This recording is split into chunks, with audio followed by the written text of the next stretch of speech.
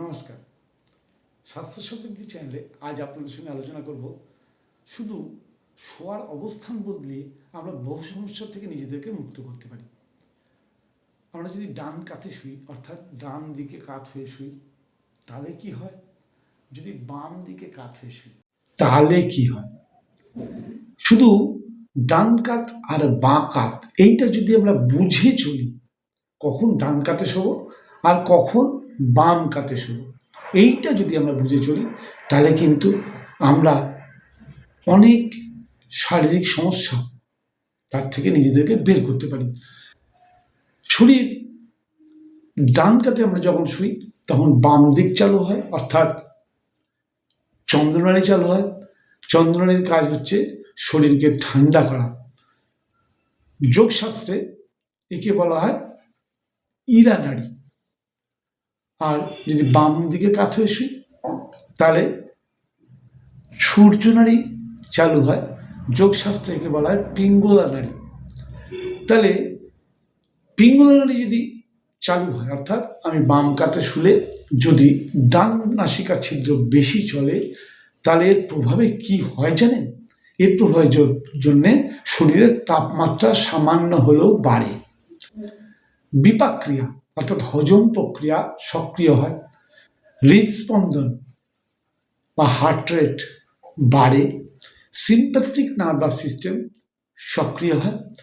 শরীর কাজের জন্যে প্রস্তুত হয়, অর্থাৎ যাদের দুর্বলতা, অলসতা, এনার্জি কম, তাদের জন্য খুব উপকারী।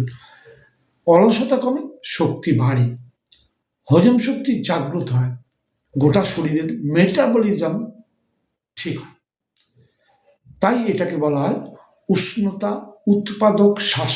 অর্থাৎ আমরা যদি বাম কাতে শুই তাহলে এত কিছু হয়। এবার বাম কাতে শোয়া অনেক কিছু ভালো উপকার তো বললাম, কারণ তাতে শরীরে উত্তাপ বাড়বে, তাপমাত্রা বাড়বে, মেটাবলিজম ঠিক হবে, হৃদস্পন্দনের রেট বাড়বে। কিন্তু এটাই কিন্তু কারোর জন্য ক্ষতিকর হতে পারে। কার জন্যে সেটা জেনে নেওয়ার দরকার। কিন্তু তার আগে জেনে নেব যে এই বাম কাতে শোয়া কখন উপকারী। সকালের দিকে বাম কাতে শোয়া উপকারী। ঠান্ডা লাগলে বাম কাতে শোয়া উপকারী। অলসতা ও ক্লান্তি থাকলে বাম কাতে শোয়া উপকারী। হজম যাদের দুর্বল তাদের জন্য বাম কাতে শোয়া উপকারী। কাজের আগে শরীরকে অ্যাক্টিভ করার জন্য বাম কাতে শোয়া উপকারী। এবার বলবো ডান কাতে শুলে। ডান কাতে শুলে আমাদের বাম নাসিকা ছিদ্র চালু হয়। বাম নাসিকা ছিদ্র হল চন্দ্রনাড়ি বা ইরা নাড়ি। শরীরের ভেতরে চাঁদের মতো স্নিগ্ধ, শান্ত, মনোরম পরিবেশ তৈরি হয়। আমরা যদি ডান কাতে শুই তার প্রভাবে শরীরের তাপমাত্রা কমে, হার্ট রেট কমে, প্যারাসিম্প্যাথেটিক নার্ভাস সিস্টেম সক্রিয় হয়, মস্তিষ্ক শান্ত হয়, স্ট্রেস হরমোন কমে, ঘুমের প্রবণতা বাড়ে, মানসিক প্রশান্তি আসে। তাই তো এটাকে বলা হয় শীতলিকার বা শীতলিকারী শ্বাস, অর্থাৎ শরীরকে শীতল করে।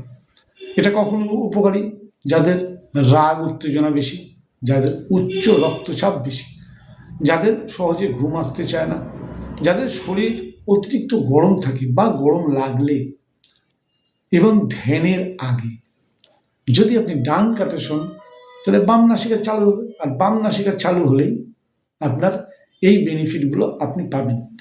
আধুনিক বিজ্ঞান বলছে, বিভিন্ন গবেষণায় দেখা গেছে, ডান নাসারন্ধ্র দিয়ে শ্বাস মানেই সিম্প্যাথেটিক নার্ভাস সিস্টেম অ্যাক্টিভেশন, আর বাম নাসিকা ছিদ্র দিয়ে শ্বাস মানেই প্যারাসিম্প্যাথেটিক নার্ভাস সিস্টেম অ্যাক্টিভেশন।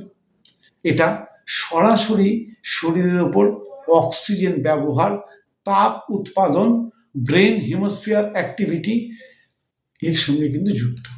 অর্থাৎ যোগশাস্ত্রের সূর্যচন্দ্র এই ধারণাটা কিন্তু ভুল নয়। আজকের ভাষায় এটাকে অটোনমিক নার্ভাস রেগুলেশন বলা হয়। যোগশাস্ত্রে বলা হয়েছে অনুলোম বিলোম প্রাণায়াম করে এই সূর্যনাড়ি চন্দ্রনাড়িকে ব্যালেন্স করার কথা। আধুনিক বিজ্ঞান বলছে অটোনমিক নার্ভাস সিস্টেমকে মেডিসিন দিয়ে ব্যালেন্স করার কথা। ব্যাপার তো সেই একই। তাহলে খুব সহজভাবে যদি বলি, তাহলে ডান নাসার ছিদ্র মানে সূর্যনাড়ি, কাজ, উত্তেজনা, শরীর গরম বাড়ায়। বাম নাসিকা ছিদ্র মানে চন্দ্রনাড়ি, প্রতিক্রিয়া কি হয় না, শরীর শান্ত করে, শরীরের ঠান্ডা কমায়। এটা কখনোই কিন্তু হঠাৎ নাটকীয়ভাবে টেম্পারেচার পরিবর্তন করে না, বরং এটি নিউরোফিজিক্যাল মডুলেশন, অর্থাৎ শরীরের ভেতরের তাপ নিয়ন্ত্রণ ব্যবস্থাকে ধীরে ধীরে প্রভাবিত করে। ব্যাপারটা কেমন লাগলো জানাতে ভুলবেন না কিন্তু।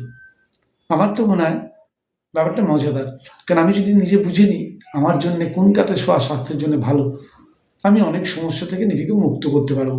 এটাই ছিল আজকের প্রয়াস। কেমন লাগলো জানাতে ভুলবেন না। যারা নতুন দেখলেন অবশ্যই চ্যানেলটি সাবস্ক্রাইব করে নেবেন, আর যারা বরাবরের জন্য দেখছেন তারা অবশ্যই কমেন্ট করে জানান কেমন লাগছে। নমস্কার, আগামী ভিডিওতে আবার দেখা হবে।